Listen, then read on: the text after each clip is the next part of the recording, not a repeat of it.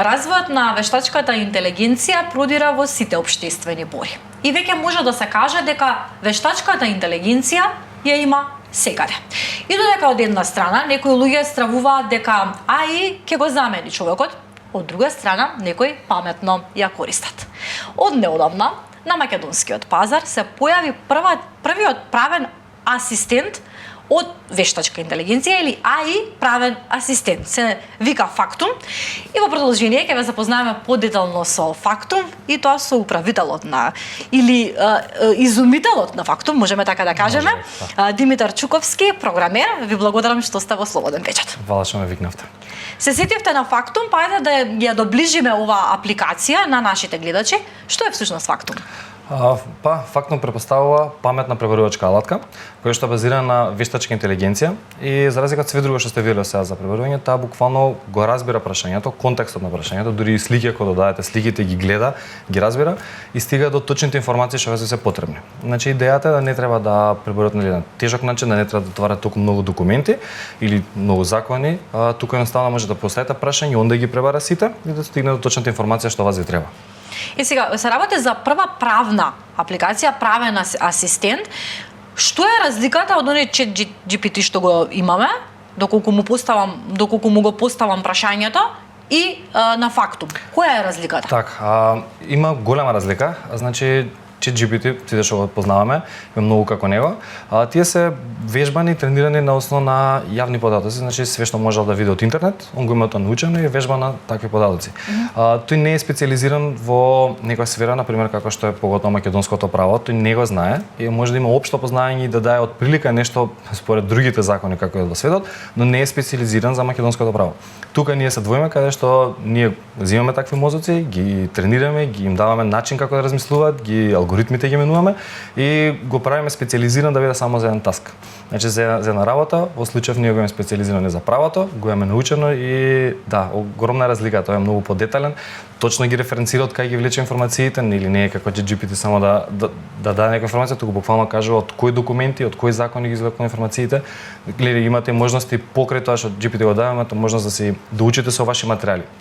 Че можете, ако имате документи, си ги дадете документите и тие ќе ги научи, например може книги цели да ставите како во фолдери и он ќе може целото тоа знаење да го користи и да ви даде подетални, значи информации, буквално кога се комуницирате со книга или нели со правни документи, да. И сега кој може да ја користи апликацијата? Секој еден човек може да си ја симне како функционира телефон, мобилна апликација е како? Да, ние направивме, значи имаме и мобилна апликација, но не ја промовираме моментално, бидејќи таа сакаме на друга страна да ја фокусираме и направивме за почеток нешто најдосадно, тоа е вебот, веб апликација кај што може многу едноставно да стигнете.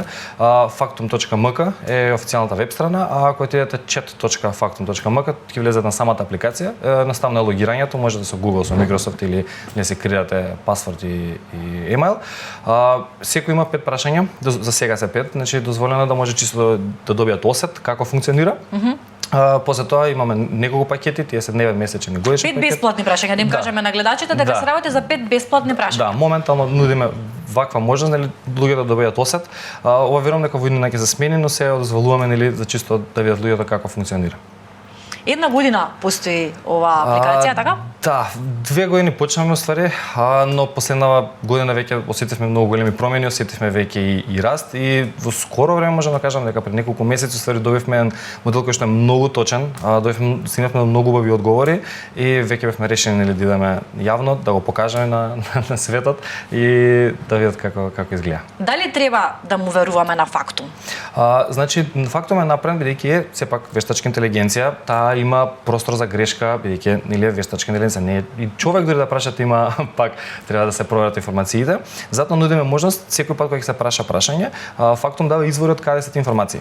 И секогаш можете доле да се симнете, да се скролне и точно ќе ги кажам информациите од книги, да речеме, вие сте ми делили од законот што го повлекол, кои извори ги зел, точно за може да си ги препроверите информациите. Секако, но не е правен совет, не треба да се смета за таков, секогаш треба да се консултираат луѓе со адвокат, но сепак ова е можност, нели, ти отприлика да добиеш идеја како ти функционира. Наместо да идеш на ChatGPT и да му дадеш или да се мачиш, може да дадеш на Фактум, едноставно специализиран за тоа што ти треба, за македонското. И да не плаќаш за правен совет. Ова се на некој начин и правни совети кои што ги добиваме бесплатно, така? Не ги гледаме како правни совети, не се како правни совети и не ги нарекуваме воопшто правни совети, бидејќи овие се како алатка, не знам, како буквално како калкулатор кој имаш, сакаш да си провериш некоја информација или на пример и да си болен пак гуглаш. Сакаш да видиш што е и да имаш правен проблем пак ќе гуглаш. Ова е едноставно таков начин за полесно ти да стигнеш до тие информации.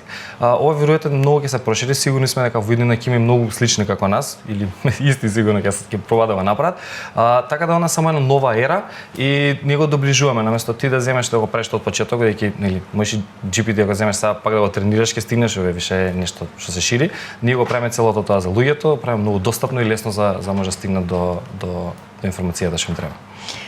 Какви прашања најчесто се добиваат? Водите ли некаква статистика до сега? Има ли веќе интерес од македонската јавност? Да, имаме интересот расте. Прашањата не ги знаеме, намерно не ги гледаме, зашто не кеме да, нели, пипави информации, сепак тоа се правни информации.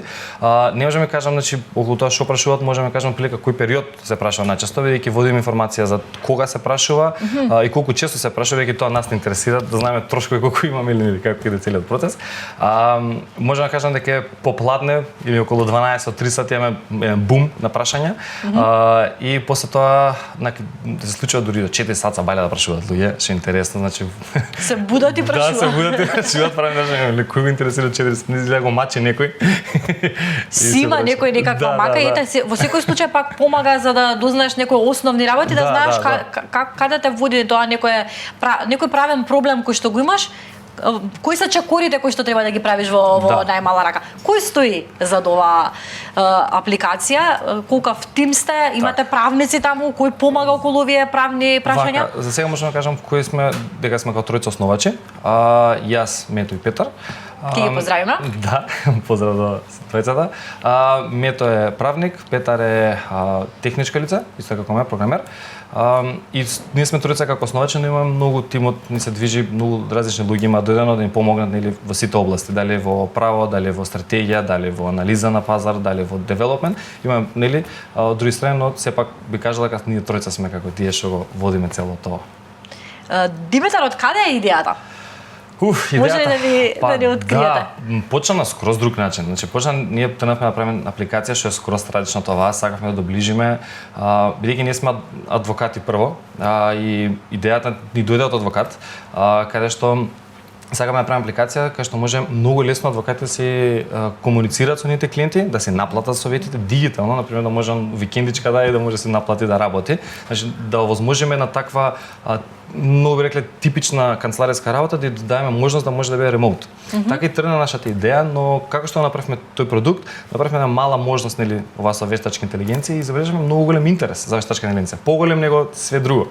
И некако така не насочи маркетот, наставно анализата на пазар ни покажа дека наваму треба да се движиме и така испадна фактум цел. Од секогаш бевме, барем ја многу сакав секогаш нова технологија, многу само да потребуваме и кој искочи првата вештачка интелигенција бев као воодушевен и од тогаш размислувам како може да употребиме да склопиме во стариот проект. И ете, испадна да го преовлади целиот проект и да стане нешто главно што толку многу им треба на луѓето. Кај на вашата страна забележав дека покрај поединци можат и фирми дури да си помогнат при основање на некоја фирма. Така секој може да го... Значи да, он има голямо знаење и више кога нели користи тоа знаење може да ти даде многу многу корисни совети. Да, може за фирма да ти кажем, може да ти состави некој едноставен документ. Може ли на студенти да им помогне? Да, студентите, интересно го користат студентите, не ќе го промовираме тоа, но студентите можат многу едноставно да си постават своји книги или документи кога да се комуницираат. Например, за учење го користат. Имам забележано дека стават книги од професорите и му кажат направи квиз, направи прашање. И он му постава прашање за може да се испита на самиот или на предметот точно како што го бара професорот. Тоа е еден начин како ствари го користат. Што е интересно, да. Многу интересно, секоја чест за идејата, дали планирате и како планирате, предпоставувам дека планирате да се надоградува фактум, како планирате да се развива во иднина? Значи ова буквално може да кажеме на фаза на бебе мало. Толку е рана оваа фаза. Мислам дека порасне ќе стане стварно нешто многу големо. Ќе расте, мислам дека стане многу попаметен, ќе зима многу поише податоци, ќе може со многу поголеми бази да работи, веруваме дека во странство ќе иде и да, едноставно ќе стане покорисен и мислам дека поголема публика ќе дое и така. Да се надеваме дека така ќе се развивате, дека ќе помогнете во правните проблеми со кои што се соочуваат граѓаните. На самиот крај ќе ви се заблагодарам што бевте дел од Слободен печат, ќе ви го подарам најновиот број на весникот Слободен печат. Читате ли весник? Па, оддавна немам видено весник, да кажам. Па драго ми е што ќе ве поттикнеме одново да си го купувате Слободен печат. Ви благодарам што бевте дел од нашето издание и секако почитувани, верувам дека ви беше интересен овој разговор. Ќе можам да се пофалам дека ова е прв пат да се зборува медиумски за овој прв асистент АИ, асистент по право во Македонија. Верувам дека ви бевме интересни, останете понатаму со Слободен печат.